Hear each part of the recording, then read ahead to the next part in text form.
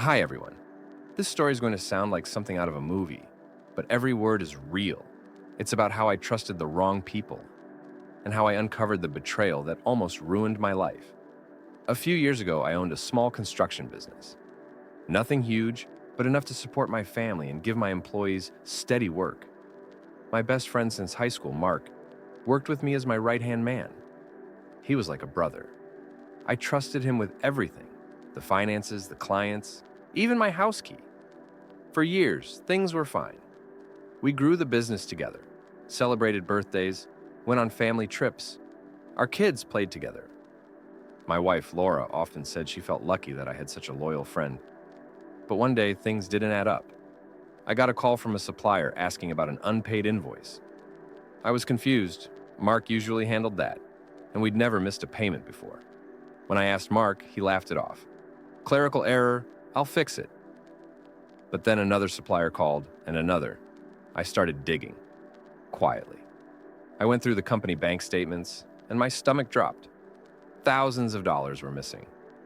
Withdrawals I never authorized, payments sent to accounts I didn't recognize. And the signature on the paperwork? Mark's. At first I thought, no, this can't be. He wouldn't do this to me. But the deeper I dug, the clearer it became. Mark had been siphoning money from our business for months. I didn't confront him right away. Instead, I installed hidden cameras in the office. If I was wrong, I'd delete everything, but I wasn't wrong. The footage showed Mark taking cash payments from clients and pocketing the money. It showed him forging my signature. It even caught him meeting a competitor in secret. I couldn't believe it. My best friend, the man who stood next to me at my wedding, was stabbing me in the back. But the worst was yet to come. One Friday night, I stayed late at the office, pretending to leave. Mark thought I was gone. I watched from the security feed as he opened my locked filing cabinet with a spare key he wasn't supposed to have. He pulled out contracts, client lists, financial records. He photographed everything. That's when I realized he wasn't just stealing money. He was planning to take the whole business. I knew I needed to act, but instead of going to the police immediately, I wanted to make sure everyone knew who Mark really was. The following Monday, we had a meeting with all staff.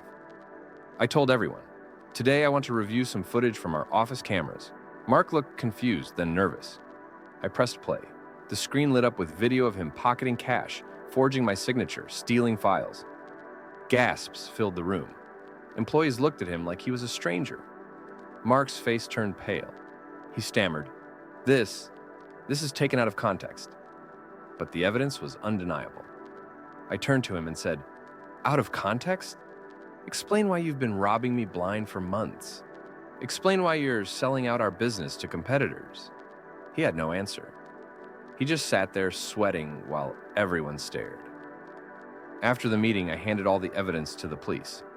Mark was arrested for fraud and embezzlement. His wife left him when she found out he had drained not only my accounts, but also their savings. As for me, it was hard. Losing a friend of 20 years felt like a death. But I saved my business, my employees, and my family's future. Sometimes betrayal doesn't come from enemies. It comes from the people closest to you.